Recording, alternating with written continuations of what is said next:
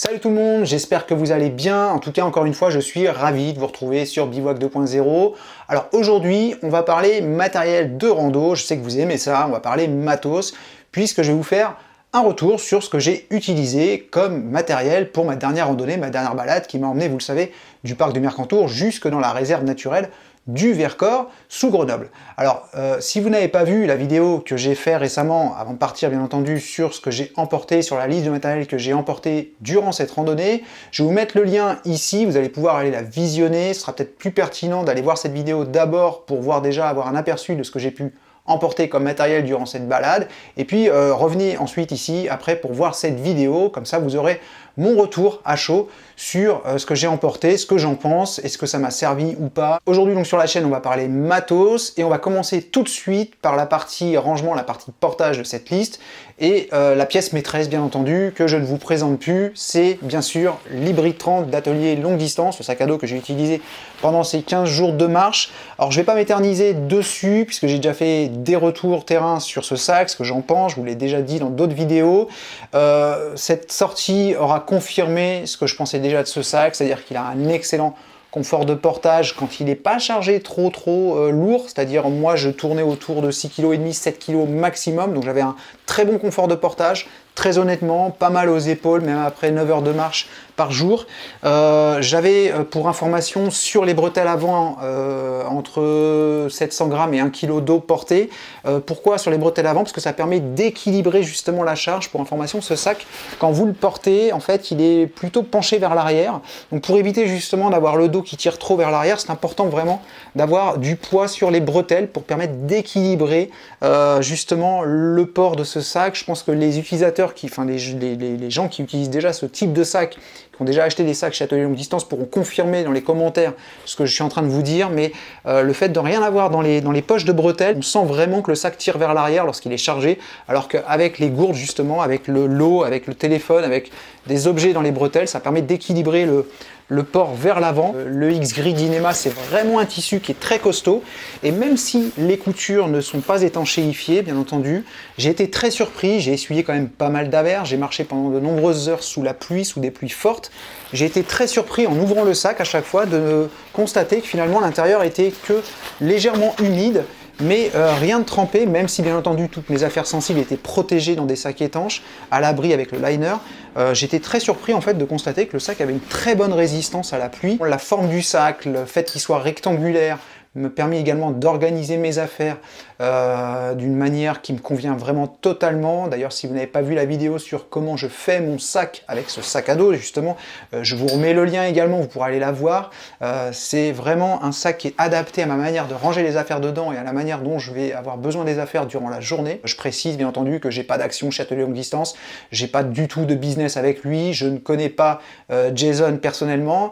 J'ai acheté ce sac avec mon argent au prix catalogue, et j'en suis satisfait, donc je le dis, s'il y avait des problèmes avec ce sac, si j'en étais pas content, je me gênerais pas non plus pour le dire, mais là ce n'est pas le cas, donc voilà, c'est un sac qui m'a donné vraiment entière satisfaction, costaud, très content de ce sac, rien à dire à ce niveau-là. Toujours dans la partie rangement, portage, alors je reviens pas dessus, mais le liner ni le fume que j'ai utilisé, j'étais très content de l'avoir. Ça m'a permis quand même d'avoir une certaine sérénité, parce qu'on n'est jamais à l'abri d'avoir un problème, ou le liner qui perce, qui se déchire, ou le sac étanche qui finalement finit par fuir.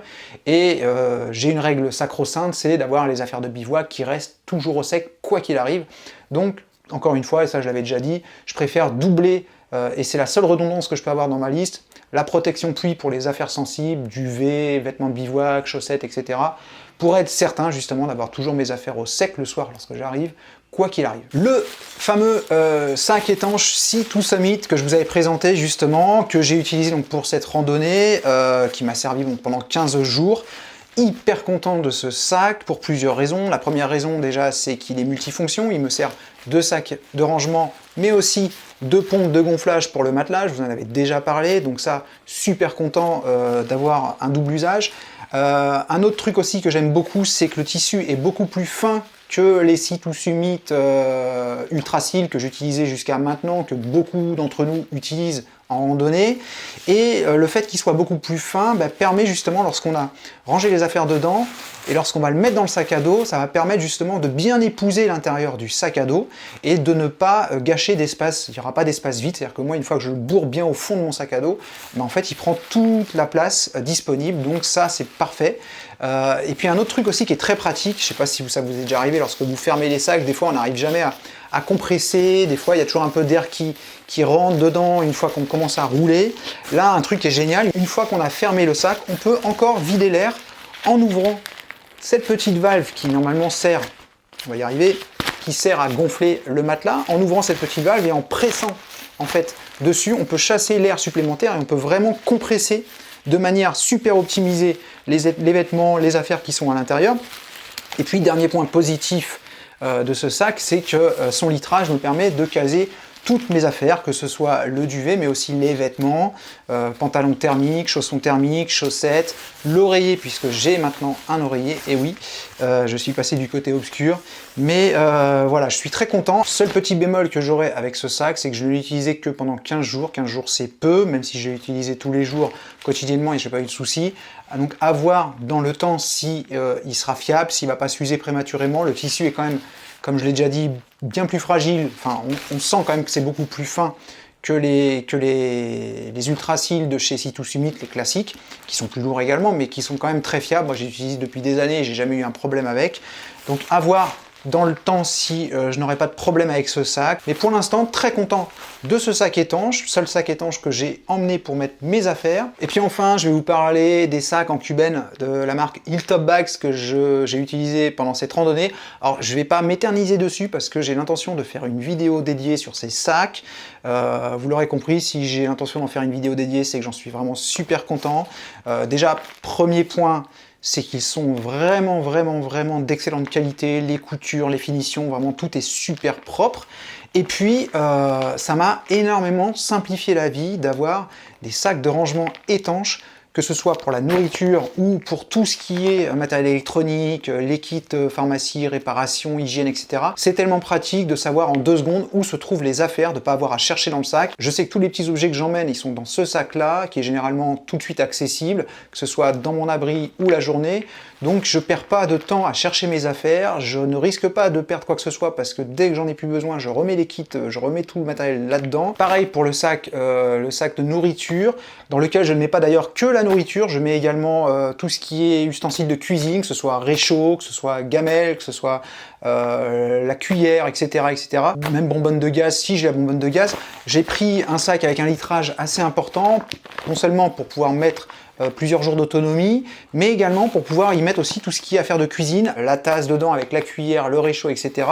Et tout est au même endroit, j'ai pas à chercher, et puis ça se range très bien dans le sac à dos. Comme le sac étanche, ça prend toute la place disponible, donc ça c'est très pratique. Je peux aussi le suspendre, ça c'est pas mal du tout, notamment dans les cabanes, dans le parc du Vercors, il y a pas mal de souris, il y a pas mal de rongeurs. Je me suis amusé d'ailleurs à suspendre le sac le premier soir de bivouac lorsque j'étais dans une chapelle sur une branche d'arbre.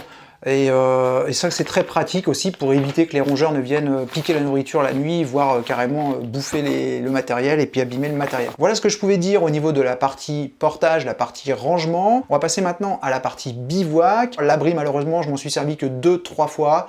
Gros problème d'infiltration d'eau. Alors ça vient pas de l'abri, bien entendu, l'abri est excellent, l'abri est très bien fait, hein. Je rappelle qu'il a été réalisé par Tipeee, il est d'excellente qualité, d'excellente facture, il n'y a rien à dire là-dessus, simplement une erreur de ma part, c'est que j'aurais dû étanchéifier les coutures, je ne l'ai pas fait, je vais le faire d'ailleurs. En ce qui concerne le matelas, donc nouveau matelas, je rappelle que j'ai traîné pendant cette traversée, c'est le Sea2Summit Insulated XT, Either XT, XT comme Extra Thick, c'est-à-dire hyper épais, et effectivement il fait 10 cm d'épaisseur.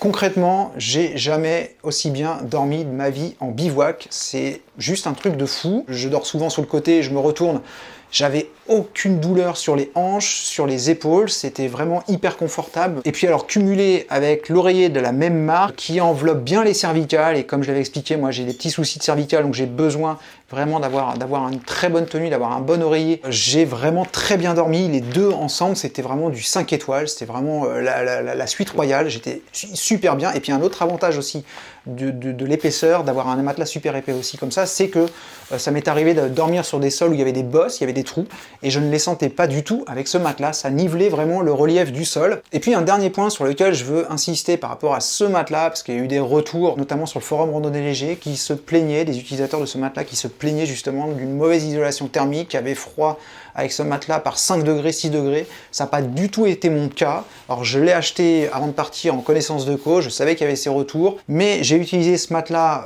j'avais mon thermomètre avec moi, hein, par des températures légèrement négatives, ça allait jusqu'à 6h, 6h30 du matin, jusqu'à moins 1 degré on va dire.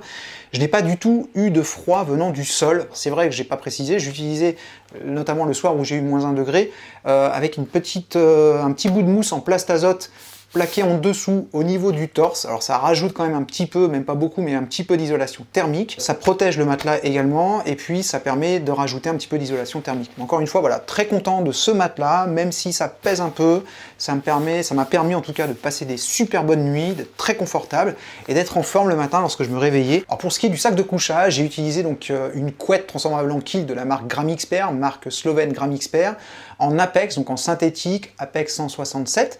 Donc j'ai utilisé cette couette avec des vêtements thermiques, c'est-à-dire que j'avais la doudoune et le pantalon également en Apex 67, plus des chaussons en Apex 67. Ça m'a permis justement d'être confort, notamment lorsque j'ai dormi dans un abri de secours en sortant du dévolu par une tempête de neige, où le matin j'avais 20-30 cm de neige autour de moi. J'ai pu être confort dans la cabane. Ça m'a permis d'être confort dans le Vercors lorsque j'ai dormi à des températures légèrement négatives, donc je ne regrette pas du tout d'avoir emmené à peu près 200-250 grammes, hein, le pantalon et les chaussons en Apex. Et puis j'ai eu énormément d'humidité, j'ai eu beaucoup de pluie, et je peux vous dire que j'étais bien content de ne pas avoir de plumes, de ne pas avoir de duvet, parce que ça m'est arrivé des fois de ne pas avoir l'occasion de faire sécher mes affaires. Et malgré que la couette soit un peu humide quand je les sortais du sac étanche le soir, eh ben, ça me protégeait quand même du froid, j'ai jamais eu froid. Et pour des conditions humides comme j'ai pu rencontrer là en allant du Mercantour au Vercors, franchement je suis bien content d'être passé sur du synthétique, en tout cas sur du Climachic d'Apex. Bon, voilà ce que je pouvais vous dire au niveau de la partie bivouac. Au niveau de la partie cuisine alimentation, bah là c'était simplifié à l'extrême, hein, puisque comme vous le savez, j'ai décidé de partir sans réchaud. Voilà à quoi se résumait ma cuisine en gros. Hein.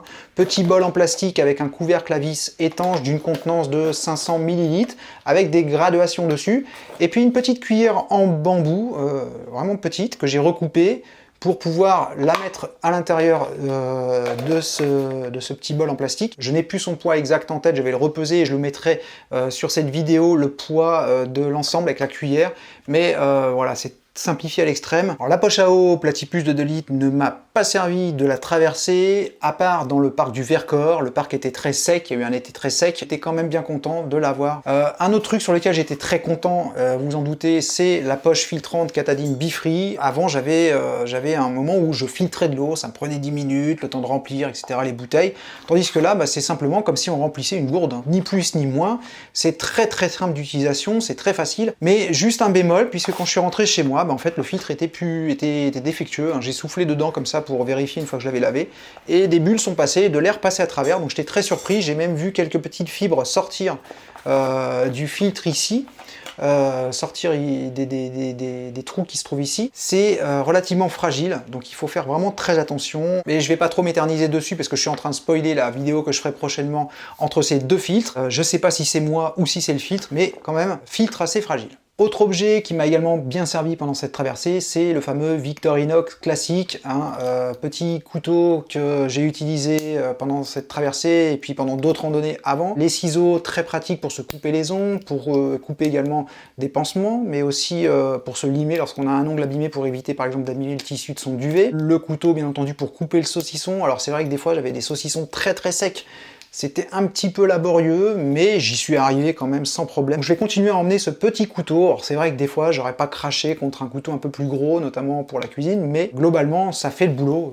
Y a rien à dire là-dessus. En ce qui concerne la partie hygiène, donc je suis parti avec un petit peu de savon d'Alep liquide pour la toilette. Savon d'Alep liquide, je trouve que ça se conserve mieux que le savon solide. Et puis, ça permet de mieux doser également. Et puis, quelques crèmes, notamment de la crème Noc pour les pieds. Finalement, je me suis pas fait tant de massage que ça. J'aurais pu honnêtement m'en passer sans aucun souci. Pour ce qui est du kit réparation, bah, il n'y a absolument rien qui m'a servi, j'ai rien eu à réparer. Par contre, il y a juste un soir dans la réserve du Vercors où j'ai croisé des jeunes qui pensaient avoir leur matelas gonflable percé, qui n'avaient pas de rustine, qui n'avaient pas du tout prévu le coup, donc j'étais prêt à les dépanner d'une rustine. Mais heureusement pour eux, finalement, c'était juste que la valve du matelas était mal fermée, donc ils n'ont pas eu besoin de réparer, mais ça m'a fait réfléchir, si c'est pas pour soi, ça peut être aussi pour dépanner quelqu'un justement qui n'est pas équipé, qui n'a pas le matériel. Ça m'est déjà arrivé de dépanner justement un ami qui avait pris une braie sur sa doudoune et la plume commençait à partir. Et je trouve que c'est pas mal d'avoir des choses aussi, pas que pour soi, mais pour des gens qu'on peut croiser, pour des amis, etc. Ça peut dépanner les autres. Et puis enfin, pour ce qui est du kit pharmacie, médicaments, oui, là, je me suis servi notamment d'anti-inflammatoires lorsque j'ai eu mon problème au tibia. D'ailleurs, pour information, ce que j'ai, c'est une grosse tendinite, hein. J'ai fait une échographie hier. Et puis, je me suis servi aussi de Compeed. Je pense que le fait d'avoir marché sur des routes bitumées, ça m'a énormément fait chauffer les pieds. En fin de journée, j'étais persuadé en enlevant les chaussettes que j'allais avoir des ampoules, ça allait être un vrai sapin de Noël. Et puis au final, non, pas du tout. J'avais simplement des rougeurs. Pendant 3 jours ou 4 jours, j'ai marché avec des Compeed. Ensuite, je les ai enlevés et j'ai plus eu du tout de problème jusqu'à la fin de ma traversée. Donc j'étais bien content d'avoir ça. Compeed, anti-inflammatoire, c'est ce qui m'a servi au niveau des médicaments pendant cette traversée. En ce qui concerne la partie électronique, tout ce qui est micro, enregistreur sonore, caméra, etc., je vais pas m'éterniser dessus parce que c'est un choix très personnel, hein. Le but c'était de ramener des images pour la chaîne, pour faire des vidéos, mais en tout cas, il y a des choses qui ne m'ont pas servi. Le micro supplémentaire que j'avais emporté au cas où je croisais quelqu'un ne m'a absolument pas servi. Par contre, tout le reste m'a globalement bien servi, la petite batterie externe également. Alors la seule bête noire de tout ce que j'ai emporté au niveau électronique, c'est ce panneau solaire Lumtrack. Malheureusement, avec le temps que j'ai eu, j'ai pas eu trop d'occasion de recharger mon matériel avec ça. J'ai quasiment tout le temps du mauvais temps, des nuages ou de la pluie. Alors un petit mot justement sur la Nitecore NU25 que j'ai allégé, j'ai viré le bandeau, j'ai mis un élastique à la place, je crois que c'était 35 grammes. Très content aussi de cette lampe-là, puisque très souvent le matin, pour éviter le mauvais temps, je partais très tôt, avant le lever du jour. J'ai marché plusieurs fois pendant une demi-heure, 40 minutes à la frontale, parce que vraiment il faisait trop noir pour voir où je mettais les pieds. Après, quand l'aube commençait à se lever, je l'éteignais, mais très content d'avoir cette frontale, moins au bivouac. Ça m'est arrivé quelquefois de l'utiliser, mais vraiment content de l'avoir pour pouvoir décoller tôt le matin. Et puis enfin, je vais terminer ce retour de matériel avec la catégorie d'hiver. Alors il y avait les bâtons Black Diamond distance carbone. C'est la première fois depuis longtemps que je ne marche pas avec les bâtons pendant quasiment toute la traversée, sauf vers la fin. Je n'ai pas du tout utilisé les bâtons pour randonner et j'ai adoré pour plusieurs raisons. La première raison, c'est que déjà, j'avais envie d'avoir les mains libres parce que je m'arrêtais souvent pour filmer et le fait de ne pas avoir les mains prises avec les bâtons, je pouvais utiliser ma caméra très rapidement, donc ça c'était très pratique. Le deuxième point, c'est tout simplement que j'avais pas l'impression de randonner, j'avais l'impression d'être en balade. C'est une sensation, ça décuplait en fait mon sentiment de liberté pendant cette balade. Et puis enfin le dernier point, j'avais un bien meilleur équilibre lorsque je randonnais sans bâton, donc j'ai vraiment apprécié. Par contre, j'étais aussi très content de les avoir sur la fin de cette traversée, lorsque j'ai eu mon problème au tibia, lorsque j'ai eu cette tendinite. J'ai été super étonné par leur solidité, parce que par exemple dans la réserve du Vercors, ça m'est arrivé un nombre incalculable de fois, notamment lorsque j'ai traversé des lapiaz, de les coincer dans des cailloux, dans des rochers, ils n'ont pas bougé, donc ils sont très costauds. Globalement très satisfait de ces bâtons Black Diamond en carbone. Et puis, toujours dans la catégorie d'hiver, sifflet qui ne m'a pas servi, et heureusement pour moi d'ailleurs. Et puis la montre Casio qui m'a servi essentiellement pour les températures. Ça, je la garde parce que je suis bien content d'avoir la possibilité de relever les températures qu'il fait la nuit. Ça me permet de voir un petit peu si mon système de couchage, mon système de bivouac est adapté à ce que je vais rencontrer sur le terrain. Donc ça, je continue à la garder pour ça. Et puis de temps en temps aussi, ça me permettait, quand j'avais des gros dénivelés positifs à faire, ça me permettait de savoir plus ou moins ce qui me restait à parcourir en regardant mon altimètre. Savoir que l'altimètre de cette montre-là, une fois qu'il est calibré, il reste relativement fiable, on va dire entre 10 et 15 mètres près globalement. Il donnait toujours quasiment la même altitude que ce que je pouvais trouver sur les panneaux ou lorsque je regardais mes cartes IGN, ce que je pouvais voir au niveau des courbes de niveau. J'avais quasiment à 10-15 mètres près grand maximum, j'avais quasiment la même valeur au niveau de l'altitude, donc ça reste relativement fiable. Donc voilà, je pense que j'ai fait le tour de ce que j'ai pu emmener pendant cette traversée et puis ce que j'en pense. Alors globalement, vraiment assez satisfait de cette liste, de ce matériel. Petit bémol sur l'abri bien entendu, puisque je m'en suis pas beaucoup servi, et ça c'était un peu frustrant. Une chose quand même qu'il faut que je précise, et ça je pense que c'est très important, c'est que je me suis pas focalisé beaucoup sur le poids de mon matériel pendant cette sortie. Par contre, je me suis très focalisé sur mon poids à moi. Pour information, donc en tout, j'ai perdu plus que le poids de mon sac de base, c'est-à-dire 5 kg et demi de sac de base. C'est comme si j'étais parti quasiment sans sac. Voilà, donc il faut réfléchir à ça aussi, hein. On se focalise énormément sur le matériel, mais là je me suis moi focalisé sur moi, sur ma personne, et finalement j'ai été beaucoup plus efficient au niveau de la traversée, au niveau de la marche, que si j'avais essayé d'alléger mon matelas. Là le matelas effectivement pesait beaucoup plus lourd que ce que j'emmenais avant, mais ça m'a permis de bien dormir la nuit, ça m'a permis d'être confortable, ça m'a permis aussi de garder le moral, et puis le fait d'avoir du poids sur moi en moins, hein, je parle pas dans le matériel, mais sur moi en moins, ça m'a permis de pouvoir compenser le poids, largement compensé, même je dirais, le poids que j'emmenais en plus dans ce sac. Donc je vais garder ce matériel-là pour l'instant, et j'en suis très satisfait globalement, même s'il y a des petites choses que je peux affiner, que je peux peaufiner, des petits détails.